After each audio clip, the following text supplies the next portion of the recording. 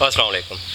India اور پاکستان کے درمیان ٹینشن میں دونوں طرف سے اب تک جتنی بھی معلومات ہیں وہ تقریباً مین اسٹریم میڈیا پر بھی آ چکی ہیں اور سوشل میڈیا پر بھی، اور آپ نے دیکھ سن بھی لی ہوں گی. اس حوالے سے بس تھوڑا سا پھر آخر میں 2 ضروری باتیں ہیں وہ آپ کو گوش گزار کروں گا. جن جگہوں پر پاکستان نے اٹیک کیا ان میں ادھم پور ایئر بیس ہے، پٹھان کوٹ ہے، راجواڑی میں ایک ملٹری انٹیلیجنس تربیتی ان کا مرکز تھا، اور سرسا ایئر فیلڈ ہے، آدم پور ایئر فیلڈ ہے، سورت گڑھ ہے، بٹنڈا ہے، اور الوارہ ہے، اکھنور ہے، مامون ایئر فیلڈ ہے. اور اس میں 2 جگہ پہ جو میں نے بڑی کوشش کی ہے انڈین میں، ایک تو 2 منٹ سے زائد بندہ انڈین میڈیا دیکھ ہی نہیں سکتا، وہ پتہ نہیں کس قسم کے وہاں لوگ بیٹھے ہوئے ہیں، ایسا نیم خواندہ لگتے ہیں. بہرحال اس میں سورت گڑھ اور آدم پور والا جو ایئر ان کا بیس ہے، وہاں انہوں نے کہا ہے کہ یہاں کچھ نہیں ہوا، لیکن باقی جتنے میں نے نام گنوایا نا ان کا انہوں نے ذکر نہیں کیا. تو اٹ مینس کہ یہاں اگر نہیں ہوا یا کم نقصان ہوا ہے تو الگ بات ہے، لیکن اس کا مطلب باقی وہ جو 4-5 بچتے ہیں وہ مان رہے ہیں، ورنہ وہ سب کا کہتے. لیکن انہوں نے صرف ان 2 آدم پور اور سورت گڑھ کا انہوں نے کہا نہیں جی دیکھیں کچھ بھی نہیں یہاں ہوا، وہ جس طرح کیمرے لے کے گئے وہاں دکھایا کچھ اپنی عوام کو، تو ٹھیک ہے مان لیتے ہیں جی. تو باقی جو جگہ پر اس کا مطلب کہ باقی جگہوں پر ہوا ہے اور اچھا خاصا ان کا نقصان بھی ہوا ہے. اس کے بعد ان کا جو براموس اسٹوریج تھا، یعنی جہاں وہ رکھتے ہیں اپنے میزائل وغیرہ اسلحہ وغیرہ، اور ایک جو S-400 ایئر ڈیفنس سسٹم ہے یہ پاکستان نے تباہ کیا ہے. اس کا بھی وہ جو ان کا ایئر ڈیفنس سسٹم ہے نا اس کا وہ انکار کرتے ہیں، لیکن وہ جو ڈپو ہے اسلحے کا اس کا انکار نہیں کرتے. میں دونوں طرف سے اس لیے بتا رہا ہوں کہ پتہ چل جائے کہ پاکستان نے یہ کلیم کیا جو سب کچھ میں آپ کو بتا رہا ہوں، اور جس میں وہ انکار کرتے ہیں وہ بھی ساتھ آپ کو بتا رہا ہوں کہ یہ انہوں نے انکار کیا. میں نے یہ ان کے 5-7 جو آن لائن چینل جو چل رہے ہیں ان کی اسٹریمنگ لائیو دیکھنے کو مل رہی ہے، وہاں سے نوٹ کیا اور آپ تک یہ پہنچا دیا. اس کا مطلب باقی یہ جو بتا رہے ہیں کہ ہاں یہ جب یہاں کچھ نہیں ہوا، لیکن اس کا مطلب کہ باقی جگہوں پر پھر ہوا ہے. اگر وہاں بھی یہاں تو وہاں بھی کہتے ہیں نا کہ کچھ بھی نہیں ہوا، اٹ مینس کہ چلیں اپنی عوام کو کچھ بتانے کے لیے ظاہر ہے اگر پاکستان 5-10 جگہوں پہ بتاتا ہے تو درمیان میں سے 2 جگہ وہ نکال کے لے جاتے ہیں، وہاں کچھ نہیں ہوتا تو کوئی بات نہیں ٹھیک ہے، لیکن اٹ مینس کہ باقی جگہ پہ وہ ان کا یہی خاموشی اقرار ہے.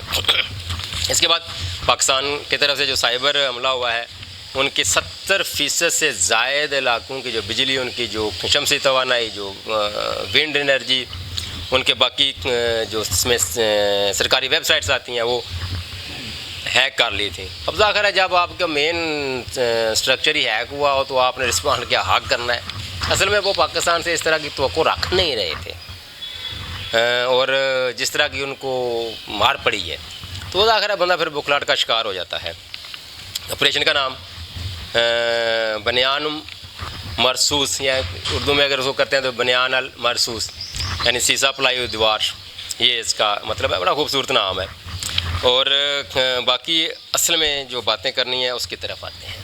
دیکھیں یہ جنگ بظاہر آپ کو نظر انڈیا اور پاکستان کے درمیان آ رہی ہے، ہو بھی رہی ہے ایسا ہی ہے، لیکن اس کے پیچھے ظاہر ہے جو ٹیکنالوجی استعمال ہوئی ہے نا، آپ دیکھ لیں دونوں طرف سے وہ ٹیکنالوجی ایک طرف چین کی ہے اور دوسری طرف مغربی ممالک رشیا اور امریکہ ان کی ٹیکنالوجی ہے. اکثر آپ نے چین کی چیزوں کے متعلق سنا ہے چل جے تو چل جے، نہیں تو کچھ بھی نہیں ہے. یعنی چائنا کے مال کو وہ بڑا نا لو ریٹ پہ رکھتے ہیں.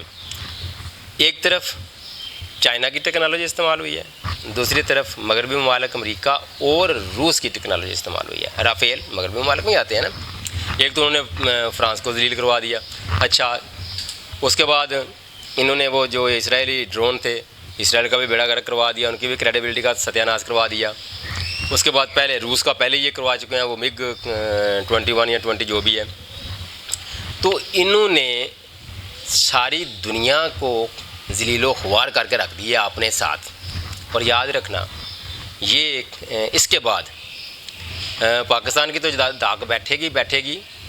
چین کا جو دنیا میں ایک رول ہے وہ آپ کو ایک الگ طریقے سے نظر آئے گا. یہ ٹیکنالوجی کا استعمال ہوا ہے، یہ بنیادی طور پر سامنے لڑنے والے پہلوانوں کے پیچھے جو ان کے ٹیکنالوجی اور ساری چیزیں تھیں وہ آپ کو آنے والے وقتوں میں ان کے اثرات بھی نظر آئیں گے.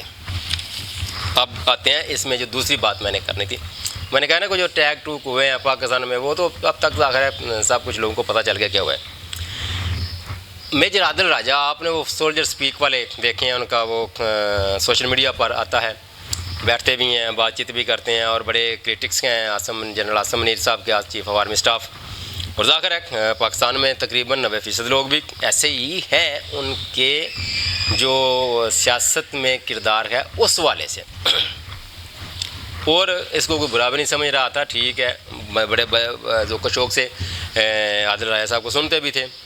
اتفاق سے میں نے انڈین چینل پر ان کے 2 جگہوں پہ وہ باتیں سنی, مجھے بہت ناگوار گزری ہیں. دیکھیں, ایک طرف اور بھی چند لوگ ہیں, نام میں ان کے لیتا ہوں, ان میں عمران ریاض صاحب ہیں, صابر شاکر ہیں, آفتاب اقبال صاحب ہیں, موحد پیرزادہ ہیں, افجاز سعید خان ہیں.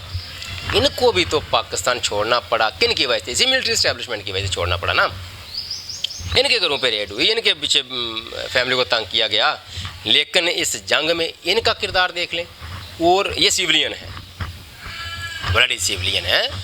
اور دوسری طرف اپنے ان کے لوگوں کا دیکھ لیں, وہ میجر ریٹائرڈ عادل راجہ. نہیں کرنا چاہیے تھا, خاموش رہتے, نہ آتے.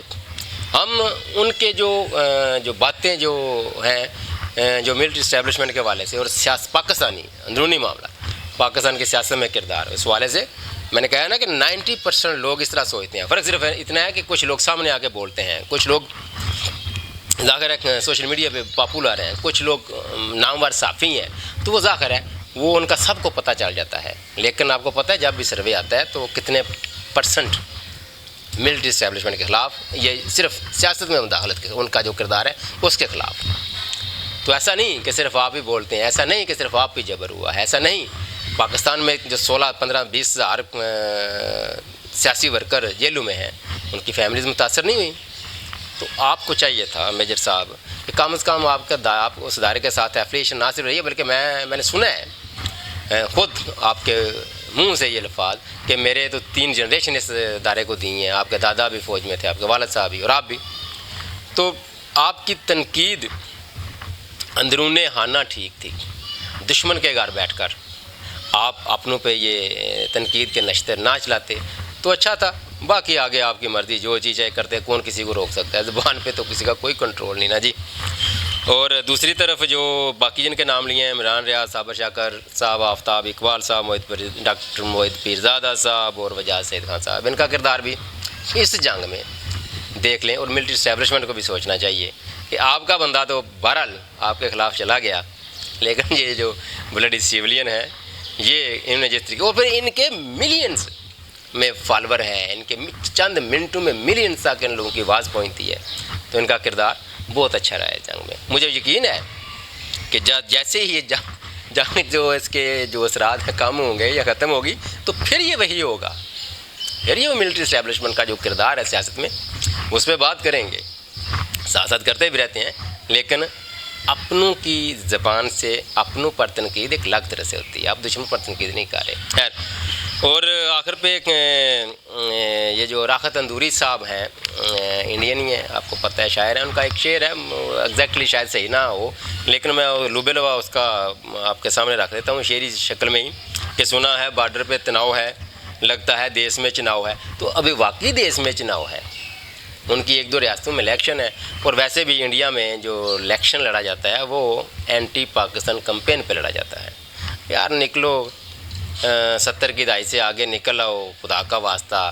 نہ یہ 70 ہے, نہ وہ 70 والا پاکستان ہے, اور وہ 1000 کلومیٹر دور, آپ کو پتہ نہیں وہ اس وقت کا خمار نہیں اترا, اس وقت کے حالات, مروزی حالات, سرکمسٹینسز, اور جو سب کچھ الگ تھا. پاکستان چلیں کہہ لیتے ہیں اتنا مضبوط نہیں تھا, لیکن اس میں اور بڑی چیزیں انوالو تھیں, اندرونی معاملات تھے, سیاسی معاملات تھے. اب وہ حالات نہیں ہیں اگر, اور یہ نہ ہی اتنا دور فاصلہ ہے درمیان میں. تو آپ کو 70 کی دہائی سے آگے چلنا چاہیے, اور پاکستان کی امن کی خواہش کو کمزوری نہیں سمجھنا چاہیے. پاکستان نے بہت اچھا کیا جواب دے کر. میں سمجھتا ہوں کہ یہ معاملہ ہو سکتا ہے یہاں رک جائے, امید بھی کرتے ہیں, لیکن اگر انڈیا پھر کچھ شرارت کرتا ہے تو ڈیفینیٹلی اس سے پھر تگڑا جواب جائے گا. تک کے لیے اتنا ہی, اللہ حافظ.